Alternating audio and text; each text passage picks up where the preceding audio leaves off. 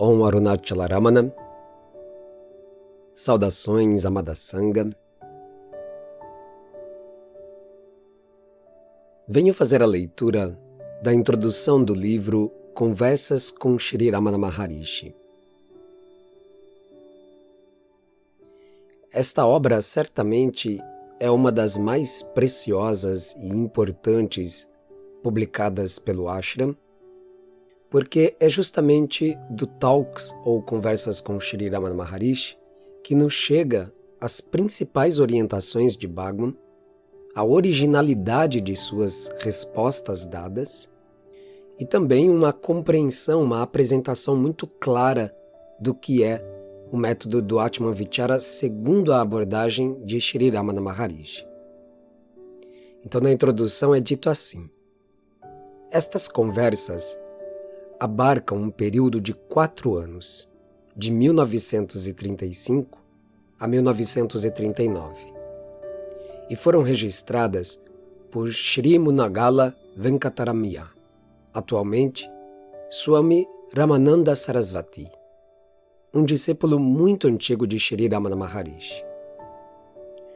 Apesar de ser Telugu de nascimento, fala fluentemente inglês e tamil e é versado em sânscrito.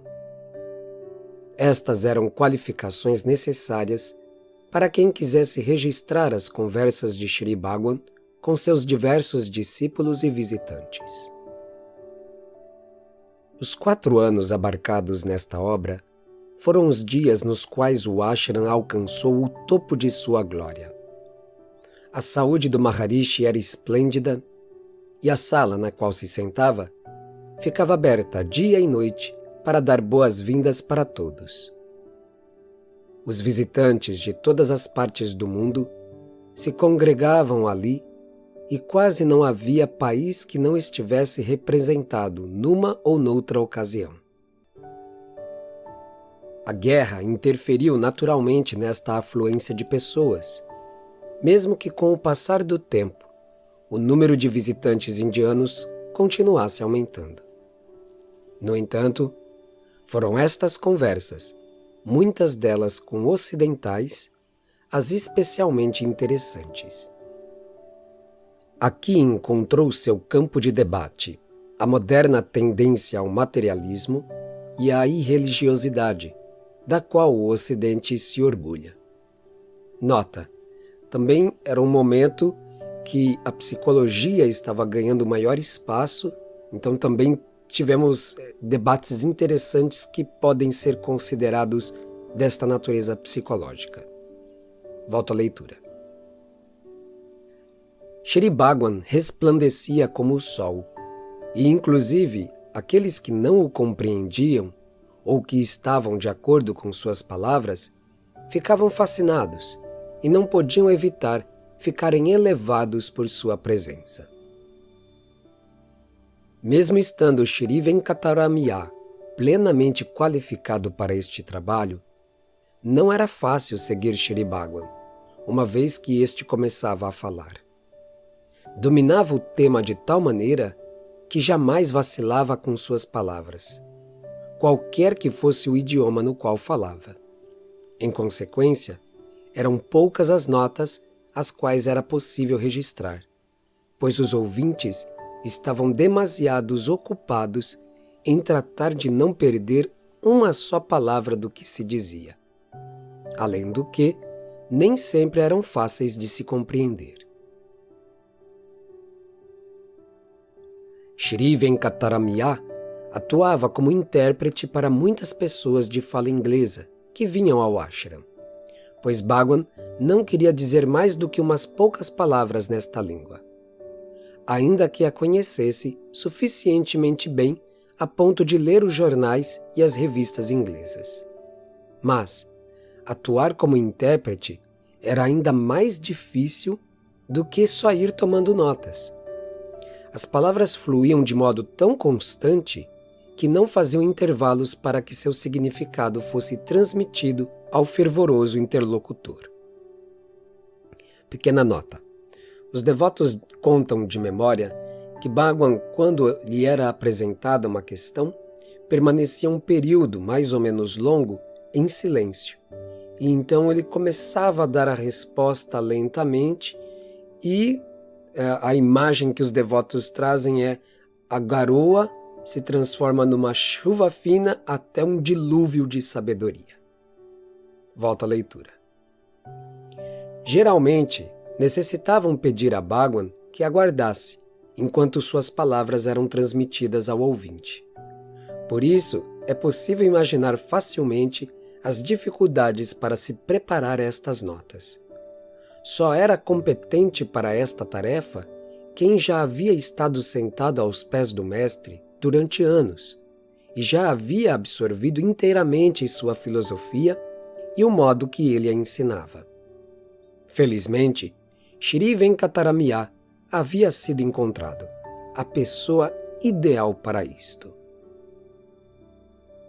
Temos que admitir que a linguagem empregada nem sempre é elegante, o que seria de se esperar dentro das circunstâncias. Poderia, sem dúvida, ter sido corrigida, mas em grande parte foi deixada como estava, pois se julgou que, de outro modo, haveria perdido uma certa espontaneidade que atualmente possui. Ainda que as conversas fossem em vários idiomas do sul da Índia, em sua maioria foram registradas em inglês, e o resto em tamil e telugu. As passagens correspondentes a estas duas últimas línguas foram traduzidas expressamente para os demais livros que foram lançados ao redor do mundo.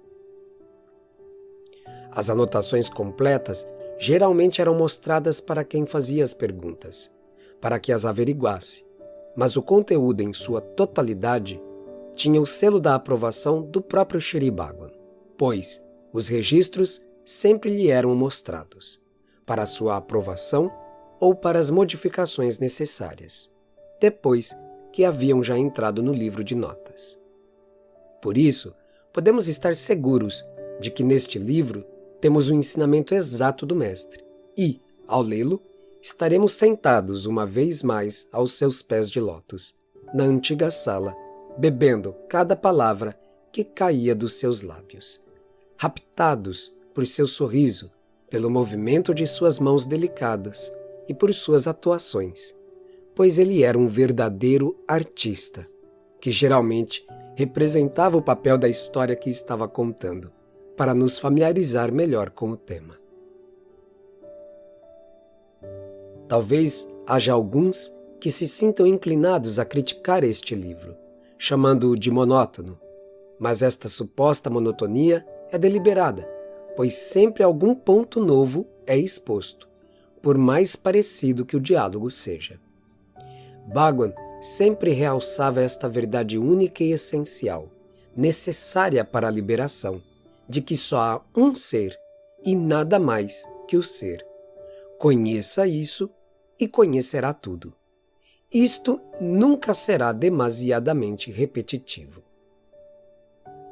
Indubitavelmente, a apreensão intelectual deste fato põe o praticante no caminho, mas, uma vez que o caminho tenha começado, o conhecimento mental deve se tornar então uma experiência efetiva. Para conhecer uma coisa absolutamente e não apenas superficialmente, devemos ser esta coisa. De outro modo, o conhecimento é incompleto. Como já foi indicado, nós não somos outro que não seja o ser, sempre. Mas, ao associarmos-nos com a ignorância da limitação, com um ego, esquecemos o que vê e nos identificamos com o que é visto. E o que podemos fazer a respeito? Este hábito é muito antigo. A mente o tem imaginado nascimento após nascimento. O tem fabricado século após século e está tão envolvida na ignorância que agora é teimosa. E mesmo que o queira, é quase incapaz de se livrar das amarras do mundo ilusório. Você é o ser, nos diz ele. Nada além do ser. Todo o resto é só imaginação. Portanto, seja o ser aqui e agora. Não é necessário fugir para um bosque, nem se fechar num quarto. Prossiga com seus afazeres básicos, mas livre-se de sua associação com o fazedor deles. O ser é o presenciador. Você é isso. Nestas conversas, se brinda um exemplo depois do outro, numa linguagem adaptada a todos os gostos e mentalidades. A leitura deste livro, Conversas com Shri Ramana Maharishi, nos leva automaticamente à fonte interior. Só isso já é um sadhana suficiente. Não engane a si mesmo. Você já é isso. Não há mais nada para se obter. Só é preciso se despojar da falsa associação. A limitação há de se reconhecer como ilusória. O método de Shri Bhagwan para fazer isto é bem conhecido. Atma Vichara, a autoindagação. Sempre e em todo momento, busque a fonte do ego. Busque o fazedor aparente da ação. E ao chegar a esta meta, ele nos diz: o ego desaparecerá por si mesmo e não restará nada além do ser todo beatífico.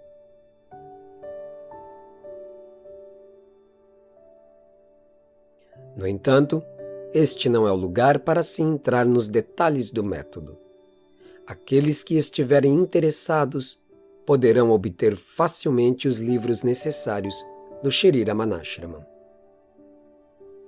O que mais resta para dizer, senão aconselhar a todos e a cada um que leiam este livro e que tratem de fazê-lo uma parte de si mesmos.